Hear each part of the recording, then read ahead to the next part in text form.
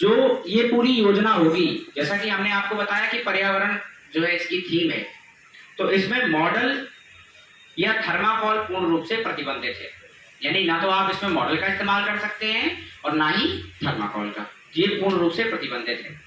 अब कहते हैं कि पहला कदम बहुत मुश्किल होता है, जैसा कि हमारे सर ने एक उत्साहवर्धन आपका किया कि डॉक्यूमेंटेशन का जो काम है वो सर करा देंगे।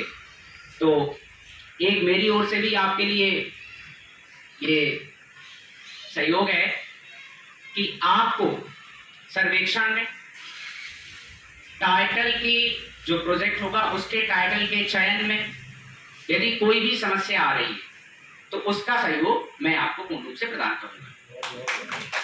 या आपको प्रोजेक्ट बनाने में या उसमें टेक्नोलॉजी लगाने में, वैज्ञानिक सोच को उसमें लगाने में आपके पास यदि आइडिया भी है कि हाँ हम ऐसा कर सकते हैं लेकिन आपको पता नहीं हम किस मशीनरी से करेंगे, तो उसका सहयोग मैं आपको पूर्ण रूप से प्रदान करूंगा। अब आपको कुछ चीज करनी पड़ेगी इसके बदले में। आपको क्या करना पड़ेगा कि आपको सबसे पहले ऐसे बच्चे निकालने पड़ेंगे जो बच्चे वाकई में विज्ञान के लिए उत्सुक हैं। हमें एक फॉर्मेलिटी नहीं करनी, ये आयोजन एक मतलब बहुत अहम भूमिका निभाता है। तो हम क्या करेंगे, हर टीचर के पास एक बैग होता है, जेब में कलम, हाथ में चश्मा और बैग टीचर की निशानी। तो जो बैग है आप उस अपने बैग को विज्ञान बैग में परिवर्तित कीजिए। अब विज्ञान बैग में कैसे परिवर्तित करेंगे, बस थोड़ा सा खर्चा होगा या ये चीजें आपके स्कूल को हो सकता है प्रोवाइड भी करा दी जाती होंगी, तो वो चीजें मैं आपको एक एक करके दिखा रहा हूँ, वो आपको अपने हाथ में रखनी है, अपने पास में रखनी है और बच्चों के समक्ष उसको रखना है। और जो बच्चा आपको सबसे ज्यादा इंटरेस्टिंग लगे उस बच्चे को आपको निकाल करके बाहर लाना है, ऐसे कार्यक्रम के लिए, ठीक है।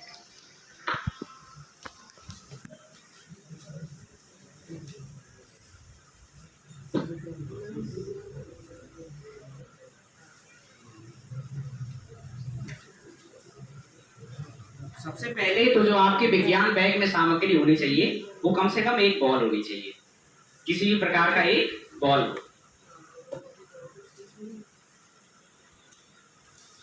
किसी के भी पेन का आगे का हिस्सा आपको बड़े आराम से मिल जाएगा।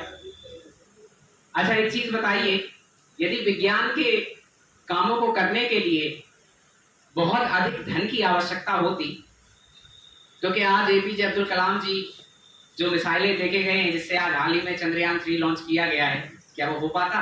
नहीं। कहते हैं कि जहां कुछ नहीं होता वहां विज्ञान होता है।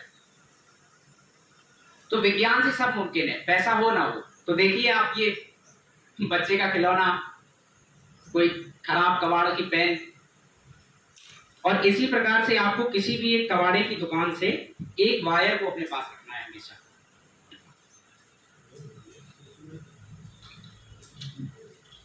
इस तरीके से जो साइकिल की तान होती है या वायर होता है, इस तरीके की छोटी छोटी चीजों से हम वैज्ञानिक सोच को बढ़ावा दे सकते हैं। अब देखिए जैसे आपको अपने बच्चों को बताना है कि आपके पास बच्चों ये 3 चीजें हैं और अपना दिमाग लगाइए, अपने विज्ञान इस्तेमाल कीजिए और इस पेन को अपनी उंगली पर इस तरीके से बैलेंस कीजिए। इस तरीके से कोई शिक्षक कर सकता है? देखिए मैंने कहा पहला कदम बहुत मुश्किल होता है, लेकिन जैसे ही हम पहला कदम उठा लेते हैं उसके बाद फिर दूसरा कदम अपने आप ही बढ़ जाता है। तभी देखिए जो माननीय प्रधानमंत्री जी ने मिशन बनाया तो उन्होंने लाइन भी रखी, एक कदम स्वच्छता की ओर। यानी आपको एक कदम बढ़ाना पड़ेगा, है ना? तो पहला कदम जरूरी है। तो क्या आप इसको ऐसे बैलेंस कर सकते हैं? बिल्कुल जरूर, कदम तो बढ़े। बिल्कुल यही तो चाहते हैं कदम बढ़े। हाँ।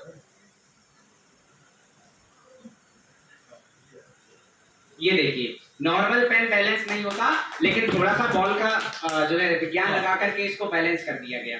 ठीक, तो आपको इस तरीके के छोटे छोटे प्रोजेक्ट, छोटे छोटे मॉडल, छोटी छोटी चीजें कबाड़ से आपको निकालनी है और अपने बच्चों को दिखानी है और फिर कारण बताना है कि ऐसा हुआ क्यों। जैसे इसका कारण अगर मैं बताऊं आपको, तो आपने सेंटर ऑफ मास जैसी एक चीज सुनी होगी, द्रव्यमान केंद्र। किसी भी जो ऑब्जेक्ट होता है, कोई वस्तु होती है, उसके पूरे द्रव्यमान का एक केंद्र होता है जहां उसका पूरा मास केंद्रित होता है। अगर इसको नॉर्मल भाषा में समझना है तो तराजू हम सभी ने देखी है, तराजू का जो कांटा होता है वो कहाँ होता है? सेंटर ऑफ मास में, द्रव्यमान केंद्र पे। तो इसका द्रव्यमान अभी का द्रव्यमान केंद्र कहाँ है? बीच में। इसका द्रव्यमान केंद्र अभी बीच में है, क्योंकि द्रव्यमान का डिस्ट्रीब्यूशन पूरे में है और केंद्र कहाँ होगा, बीच में।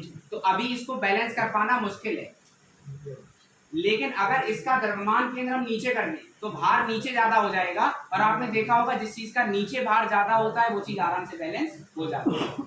तो इसको हमने क्या किया भैया, बड़े आराम से इसमें एक होल करके इस वायर को फंसा दिया। इससे क्या हुआ, वजन जो है अब नीचे की तरफ बढ़ गया।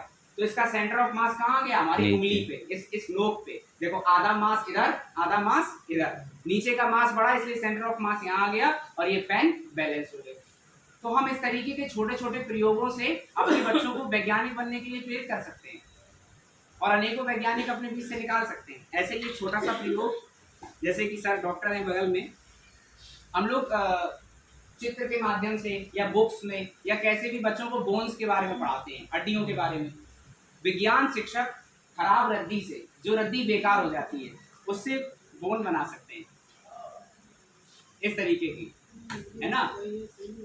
ये धागे से और हड्डी से एक बच्चे ने ही बनाया है, हाँ, जो कि बच्चा बड़ा उत्साही था। ये बच्चे का ही आइडिया है, ये मेरा आइडिया नहीं है। तो उस बच्चे ने इस बोन को बनाया और हूबहू लगभग ये उसी तरीके से जॉइंट्स को भी दिखा रहा है और पूरी संरचना जो है हम इसकी। अब आप बताइए कि आपको बच्चे को कंकाल तंत्र के बारे में बताने के लिए, हड्डियों के बारे में बताने के लिए पैसा खर्च करने की आवश्यकता पड़ी? नहीं पड़ी। आपको 5-6 हज़ार रुपए का स्केलेटन नहीं लेना पड़ेगा। आप क्या कर सकते हैं, पेपर से भी बना सकते हैं। और जब आप एक बार बनाएंगे तो जो बच्चे होंगे वो 4 बार आपके सामने लेकर आएंगे, सर हमने ये बनाया, सर हमने ये बनाया। इसी बहाने हम क्या कर सकते हैं, उन्हें बहुत सारी हड्डियों का ज्ञान दे सकते हैं और वो ऐसी चीजें बनाएंगे तो उन्हें हमें वो चीज रटानी नहीं पड़ेगी, वो खुद सीख जाएंगे। तो विज्ञान शिक्षकों का, चूंकि आज ही 1 दिवसीय प्रशिक्षण है, तो विज्ञान शिक्षकों को ये बात याद रखनी है कि उन्हें कुछ ऐसी चीजें अपने पास में रखनी है जिनसे वो बच्चों को, एक बहुत आवश्यक चीज होती है जिसके बनाया था लाखों सालों को छील छील के आर्ट। इसके अलावा प्रकाश की बहुत सी रिएक्शन दिखाने के लिए, जो प्रकाश रिएक्ट करता है वो चीजें दिखाने के लिए हम प्रिज्म को अपने बैग में रख सकते हैं।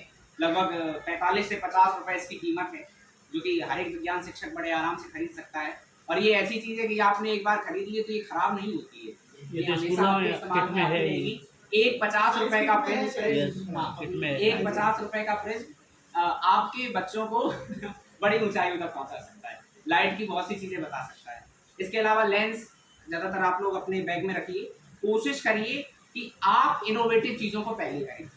इनोवेटिव चीजों को पहले करने का मतलब है कि जैसे हम लोग प्रकाश का परावर्तन, अपवर्तन, ये सब चीजें हम लोग बोर्ड पे सिखाते हैं, तो उसके लिए हम क्या कर सकते हैं, जैसे ब्लैक पेपर पे हमने डिजाइन काट लिया।